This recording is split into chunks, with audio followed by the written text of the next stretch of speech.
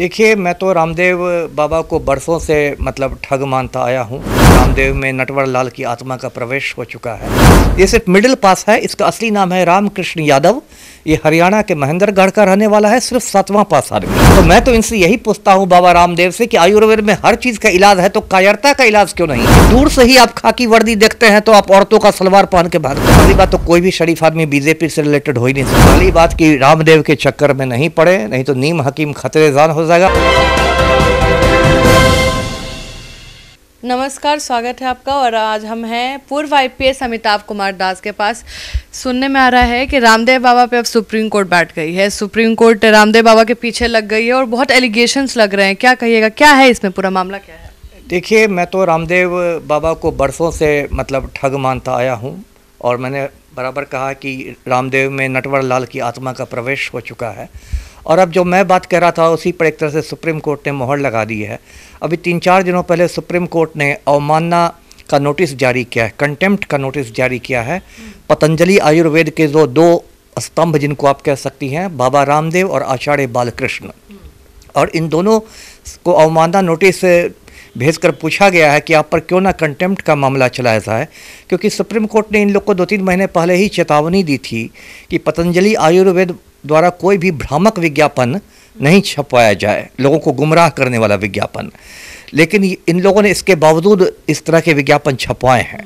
और ये मामला मैं दर्शकों को बता दूं, 2022 में क्या हुआ था कि पतंजलि आयुर्वेद की ओर से बड़े बड़े अखबारों में विज्ञापन छपवाए गए थे जिसमें एलोपैथी का बहुत मजाक उड़ाया गया था।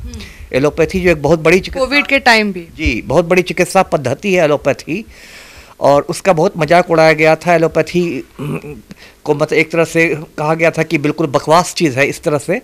तो इसी मुद्दे पर जो IMA है, इंडियन मेडिकल एसोसिएशन, उसने सुप्रीम कोर्ट में चुनौती दी थी और कहा था कि रामदेव अपना विज्ञापन कर सकते हैं, लेकिन दूसरी चिकित्सा पद्धति का मजाक उड़ाने का उनको हक नहीं है। तो ये सारा मामला उसी से हुआ है। और सुप्रीम कोर्ट का जो इस बार रुख लग रहा है बहुत कड़ा है। 2 हफ्ते में जवाब मांगा गया है पतंजलि आयुर्वेद से, इन्हीं दोनों महानुभावों से। और उसके बाद तो मुझे लगता है सुप्रीम कोर्ट इन लोग को या तो कोई बड़ा अर्थदंड लगा सकता है, बड़ा फाइन कर सकता है, कुछ करोड़ रुपए का फाइन। और लगता है कि इन लोग जितनी भी ये लोग दवाएं वाले जो विज्ञापन ये लोग छापते हैं सब पर बैन कर सकता है। तो इस बार रामदेव बाबा अगर बात करें पतंजलि का, तो लोग बहुत ट्रस्ट करते हैं कि रामदेव बाबा बेच रहे हैं और उनके प्रोडक्ट्स भी लोग लेते हैं, जैसे आई ड्रॉप वगैरह है कि आंखों चश्मा हट जाएगा। बहुत कुछ क्लेम भी कर रहे हैं उनके घी वगैरह का।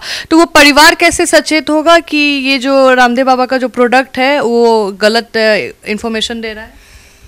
वही मैंने कहा ना कि लोगों को खुद सजग होना पड़ेगा। मैं बताता हूँ, ये जो रामदेव बाबा है ये मैट्रिक पास भी नहीं है, ये सिर्फ मिडिल पास है। इसका असली नाम है रामकृष्ण यादव।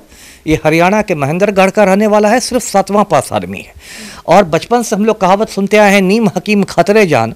तो एक मिडिल पास आदमी यदि लोगों को सारी बीमारियों का इलाज बताने लगे तो आपको सजग हो जाना चाहिए। मैं दर्शकों को याद दिला दूं कि जब कोरोना महामारी थी तो रामदेव ने एक टैबलेट निकाला, कोरोनिल, और वो जब लॉन्च किया तो इस देश में तो अंधेर नगरी है, तो उसके एक और उस समय के जो स्वास्थ्य मंत्री थे भारतवर्ष के, डॉक्टर हर्षवर्धन, वो बैठे हुए थे।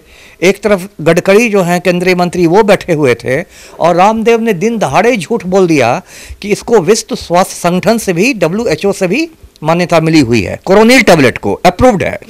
बाद में WHO ने प्रेस विज्ञप्ति जारी करके कहा कि हमने ऐसी किसी दवा को मान्यता नहीं दी है। तो दिन दहाड़े इतना बड़ा झूठ कहा रामदेव ने। उसके बाद देखिए, लोग पुराने ठग लोग हैं। इसने देखिए कितना बड़ा ये लोग शातिर बिजनेसमैन है। लोग भले ही बाबा कहें ये तो हज़ारों करोड़ का इसका बिजनेस एम्पायर है। इसने कुछ साल पहले आटा नूडल्स लॉन्च किया। नूडल्स आप जानती हैं जनरली मैदे का बनता है, इसने आटा नूडल्स लॉन्च किया और सत्ता के गलियारों में लॉबिंग करके इसने मैगी नूडल्स पर प्रतिबंध लगवा दिया। जो नंबर 1 नूडल्स है देश का, मैं खुद मैगी पसंद करता हूँ, उस पर बैन करवा दिया कि नुकसानदेह है, जिससे कि उसमें नुकसानदेही तो था ना, उसमें तो मिले थे ना पार्टिकल्स। ठीक है, तो माइक्रोस्कोप लगा के तो आप जिस चीज में खोजिएगा, जलेबी में खोज दीजिए तो उस पर बैन हो जाएगा, समोसा में खोज दीजिए उस पर बैन हो जाएगा। पूरी हवा ही हिंदुस्तान की प्रदूषित है, हवा को ही बैन कर दीजिए, है ना। जबरदस्ती उसको मैगी को मार्केट से आउट करने के लिए, जिससे कि इसका आटा नूडल्स का कब्जा हो जाए, ये किया गया था। तो बाद में जो मैगी बनाने वाली कंपनी है, नेस्ले कंपनी नाम है उसका, स्विट्जरलैंड की कंपनी, वो कोर्ट में चली गई, कोर्ट ने वो बैन हटा दिया। तो अब देखिए, ये लोग इतना, इनका जो पूरा पतंजलि जो है ना, इसने पूरा, मैं कहूँ कि इसने आयुर्वेद को मतलब बदनाम कर दिया है। आयुर्वेद की जो पुरानी कंपनियां थी, जैसे डाबर है, झंडू है, बैद्यनाथ है, इन सब के उत्पाद की गुणवत्ता हुआ करती थी। आज भी आप डाबर का शहद ले तो उसकी गुणवत्ता है, पतंजलि के शहद में तो चीनी घोल के डाल देते हैं लोग। तो ये रामदेव बाबा, तो मैं बार बार कहता हूँ कि बहुत बड़ा ठग है। और ठग ही नहीं, ये बाबा क्या कहेगा, तो भाजपा के एजेंट है। 2014 में खुल्ला कहता था कि यदि मोदी जी की सरकार बनेगी तो पेट्रोल 35 रुपये लीटर हो जाएगा, है ना। कहीं मिला है आज तक किसी को 35 रुपये लीटर पेट्रोल? खाली झूठ बोलना। और उतना ही बड़ा कायर, मैं दर्शकों को याद दिला दूं कि कुछ साल पहले दिल्ली के रामलीला मैदान में इसका समारोह था। दिल्ली पुलिस पहुंच गई तो रामदेव बाबा 14 फीट से कूद गए नीचे, और उसके बाद औरतों का जो सलवार सूट होता है वो सलवार सूट पहन के भागे। तो मैं तो इनसे यही पूछता हूं बाबा रामदेव से कि आयुर्वेद में हर चीज का इलाज है, तो कायरता का इलाज क्यों नहीं है? बुजदिली का इलाज क्यों नहीं है? कि दूर से ही आप खाकी वर्दी देखते हैं तो आप औरतों का सलवार पहन के भागते हैं, उसका भी तो इलाज होना चाहिए। तो ये लोग बेसिकली ठग हैं, और ये तो बहुत विवादग्रस्त आदमी है रामदेव। इसका एक गुरु था, है ना, हरिद्वार में ही, बाबा शंकर देव। वो 10-15 साल पहले मॉर्निंग वॉक पर निकला था, आज तक नहीं लौटा है, पता नहीं कहाँ निकल गया मॉर्निंग वॉक पर। उस मामले की भी सीबीआई जांच हो रही है। तो ये लोग, तो संक्षेप में मैं यही बताऊं दर्शकों को कि बहुत बड़ा ठग है, नटवर लाल का अवतार है, भाजपा का एजेंट है। इसलिए इसको सरकारी संरक्षण मिला हुआ है, सरपरस्ती मिली हुई है मोदी के गिरोह की, और इसलिए इस पर एक्शन नहीं होता है। लेकिन इस बार तो बाबा बुरा फंसे हैं, इस बार तो सुप्रीम कोर्ट इनको अच्छा से इनको सबक सिखा देगा। आप रामदेव बाबा के पीछे इसलिए इतना बोल रहे हैं क्योंकि वो बीजेपी से रिलेटेड है कहीं, या आप जेन्युइन भी सोसाइटी के लिए ऐसा बोल रहे हैं? देखिए, पहली बात तो कोई भी शरीफ आदमी बीजेपी से रिलेटेड हो ही नहीं सकता, ये मेरा मानना है। यदि शरीफ रहेगा तो फिर बीजेपी से क्यों रिलेटेड होगा? आपको डर नहीं लगता है मानहानि का आप पे केस हो जाएगा? आप ऐसा वर्ड यूज कर रहे हैं, शरीफ लोग बीजेपी के साथ नहीं। करे ना केस, मैं तो स्वागत करूंगा, क्योंकि जो बातें मैं यहाँ बोल रहा हूँ आपको, वो बातें मुझे कोर्ट में बोलने का मौका मिलेगा। मैं कोर्ट में कहूंगा कि देखिए, नरेंद्र मोदी तो गौतम अडानी के चपरासी है। अभी तो आपके चैनल को ही ना कर रहा हूँ, मानहानि का केस होगा तो अदालत में बोलने का मौका मिल जाएगा। मैं तो उसका स्वागत करता हूँ मानहानि के केस का। और रामदेव का तो मैं इसलिए भी ये हूँ कि देखिए, मेरा अपना कैलकुलेशन है, कम से कम 10,000 लोग इस देश में रामदेव की वजह से मरे होंगे, कम से कम। मैं आपको एक कहानी सुनाता हूँ। कहानी की असली बात है कि स्कूल के हेड मिस्ट्रेस मुझसे मिलने आई थी, तो मैंने कहा कि रामदेव यदि मिलेगा तो मैं तो उसको बहुत लानत मलामत दूंगा। तो उसने कहा क्यों सर? तो मैंने कहा कि रामदेव के चक्कर में 10,000 लोग मर गए होंगे। तो उसकी आंखें डबडबा गई। उसने कहा कि सर, मेरे भी पति का डेथ उसी के चक्कर में हो गया। उसके पति बीपी के मरीज से, ब्लड प्रेशर के, रामदेव के चक्कर में उन्होंने बीपी की दवा खानी छोड़ दी। और ये जो होता है, क्या क्या होता है, कपाल भांति, अनुलोम, योगा वगैरह में, हाँ, सर नीचे पैर ऊपर करने लगे, उसी में जान चली गई। तो इसे नीम हकीम खतरे जान है भाई। रामदेव को MBBS तक की डिग्री नहीं है। ये बताइए, मार्केट में इतने ऐसी दवा लाई थी, कहता था कि दवा खाइएगा तो बस बेटा पैदा होगा, बेटी पैदा होगी ही नहीं। बताइए, इस पर संसद में सवाल उठा था। और यहाँ 5वीं क्लास का बच्चा भी जानता है कि कोई बेटा हो या बेटी हो, ये निर्धारण क्रोमोसोम से होता है, जिसको हाँ, XY 2 क्रोमोसोम्स होते हैं, जिसको हिंदी में गुणसूत्र कहते हैं। उनके कॉम्बिनेशन से होता है लिंग निर्धारण की कौन लड़का होगा, लड़की होगी। अरे रामदेव क्या अपना कुछ बेच देता है और कहता है कि भाई खाओ बस बेटा होगा। ये तो एकदम महिला विरोधी सोच है कि ऐसी दवा खाओ कि बेटी होगी ही नहीं।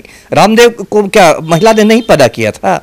तो देखिए, ये सब, यही सब के बाबाओं के चक्कर में हिंदुस्तान कहाँ से कहाँ पहुँच गया। कोई आसाराम बापू है, कोई बाबा राम रहीम है, तो कोई नारायण साईं है, तो कोई बाबा है, बागेश्वर बाबा है, अब एक ये रामदेव है। एक बाबा की वजह से सबको बोलिएगा, सारे समाज को बोलिएगा। नहीं, मैंने किसी भी अच्छे बाबा का नाम लिया, बस जिनकी इज्जत है, जिनको जो निर्विवाद लोग हैं। बागेश्वर बाबा की तो इज्जत है, उनका तो अभी कोई विवाद नहीं। जबरदस्ती इज्जत है तो मैं क्या करूँ? पर्चियां निकालते हैं बैठ के, वो भी तो भाजपा के एजेंट ही हैं। उनकी गाड़ी को रिंकिया के पापा ड्राइव करके लाते हैं, है ना। अभी पटना आया था बागेश्वर बाबा, तो उसकी कार को मनोज तिवारी जो है, रिंकिया का पापा, भाजपा सांसद ने ड्राइव किया ना। तो वो बागेश्वर बाबा भी तो मतलब भाजपा के एजेंट ही है। यदि आप सच में बाबा हैं तो आपको तो राजनीति से ऊपर रहना चाहिए, आध्यात्म पर कुछ सोचना चाहिए। तो आप खाली नेतागिरी कीजिएगा, इधर पर्ची निकालो, उधर पर्ची निकालो, और रिंकिया का पापा आपका गाड़ी ड्राइव करेगा, तो आपको तो मैं कहूँगा ही कि आप राजनीति कर रहे हैं जी। लोगों से क्या निवेदन करिएगा? पतंजलि प्रोडक्ट जो यूज करते हैं और उसके लिए बहुत ट्रस्टेड मानते हैं, जो पहली बात कि रामदेव के चक्कर में नहीं पड़े, नहीं तो नीम हकीम खतरे जान हो जाएगा। मैं आयुर्वेद के खिलाफ कुछ नहीं बोल रहा हूँ। आयुर्वेद भी एक अलग पद्धति है, प्राचीन पद्धति, मैं उसके खिलाफ नहीं बोला हूँ, लेकिन आयुर्वेद में भी जो पुरानी पुरानी कंपनियां हैं, डाबर हैं, झंडू है, वैद्यनाथ है, उन सब के उत्पाद की गुणवत्ता है। पतंजलि तो मतलब बिल्कुल 420 वाला काम करता है, इसलिए इससे तो बिल्कुल आप लोग बच के रहिए। और ये भी याद रखिए कि भाजपा के एजेंट है, 35 रुपये पेट्रोल ना आपको मिलेगा कभी, ना मुझे मिलेगा कभी, इसके चक्कर में नहीं पड़िए जी। तो चलिए, आप सुन रहे थे अमिताभ कुमार दास को। इनका कहना है कि अब सुप्रीम कोर्ट पड़ी है पीछे और रामदेव बाबा इस पर बच भी नहीं पाएंगे। आप भी सलवार भी पहन के नहीं भाग पाएंगे, सलवार पहन के भी नहीं भाग पाएंगे। आप भी सतर्क रहे, आप जो भी खरीदते हैं जरूर देखें कि उसमें क्या मिलावट है, क्या बोला जा रहा है, और किसी की बातों पे इतना अंधा विश्वास ना करें जब वो खाने पीने की बात हो या कुछ डालने की आंख में बात हो। तो तब तक के लिए बने रहे, धन्यवाद।